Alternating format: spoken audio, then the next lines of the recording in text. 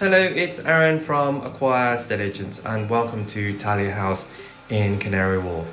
We've been mandated by our client to completely renovate and gut her 3-bedroom flat in this development. As you can see, it required a lot of work. So the first thing we did was we stripped everything back to the brickwork and we will start preparing for the new walls, kitchens, floors and so on. On the first floor itself, we've made good progress. We've removed the carpets, we've stripped back some of the walls, and we'll start to fill and paint as soon as it is ready.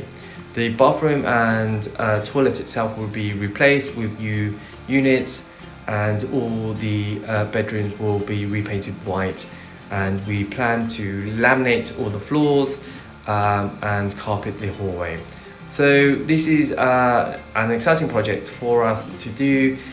We plan to take around 4 weeks to complete, so we are excited for you to come back to see how we progress with this development.